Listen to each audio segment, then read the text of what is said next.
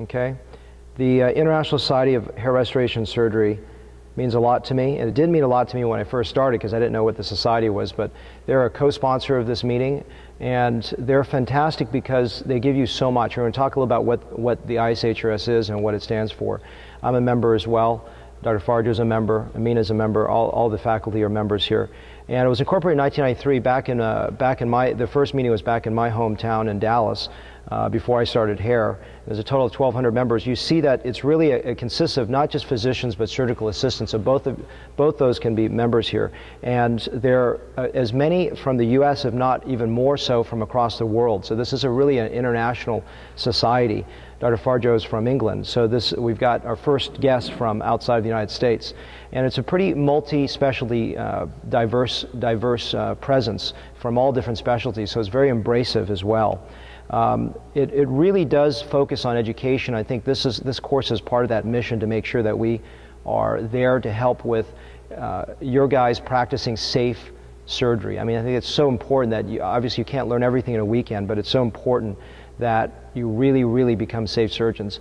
And it's also about really making sure that the public is aware that it's changed. Those plugs that we hear about in the past is no longer present. Now, bad work still exists, even if plugs are gone. And so our goal is, even though you're not going to be learning how to do plugs, which are the bad stuff, you still can make very unattractive, unnatural hairlines that don't age well and have problems. So public awareness about safety and about where we are today is important, and following that code of ethics and core competencies to get there is important. Which is separate from the ISHRS is the American Board of Hair Restoration Surgery, something I'm very proud to be a member of, and having passed that exam, it really made me become a safer surgeon. That's affiliated. The mission statement is to achieve excellence in patient outcomes by promoting member education, international collegiality, research ethics, and public awareness.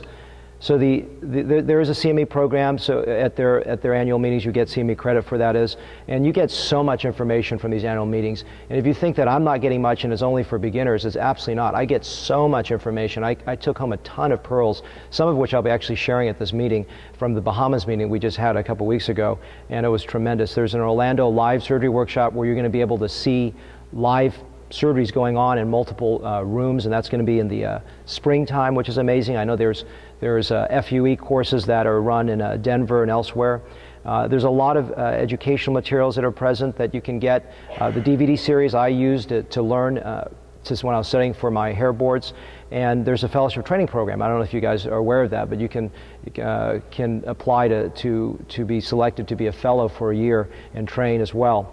So I think this is something so important. As if you're a member of the ISHRS, you're getting a lot of this, which is you're being a part of an organization that's helpful to communicate and reach out to the world and to really educate the consumer about what is safe and aesthetic with hair.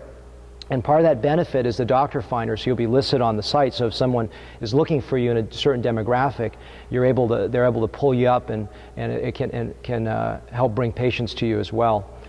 I really want to stress this, collegiality. Even though these slides were given to me by Victoria, who's the executive director, I really believe in every slide that's up here, and I get so much out of the collegiality with my peers, and I learn so much from them.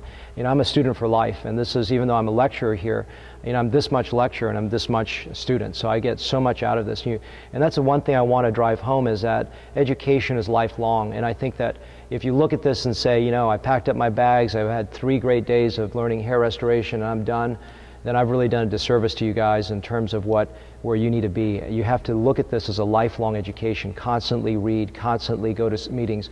You know, I'm not trying to plug this meeting again, but come back again. You're going to learn something different. You know, I run a small course in Atlanta in the springtime with a small hands-on. It's a fraction of what this is, but you get your hands wet again, and so you get to learn something. And I think that's so important to be bright-eyed and bushy-tailed. I like the saying, when you're green, you're growing; when you're ripe, you're rotting, and that's really important. So.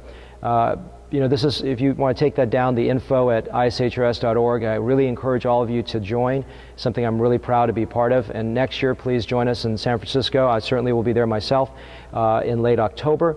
And this is the annual meeting that I talked about with the CME credits.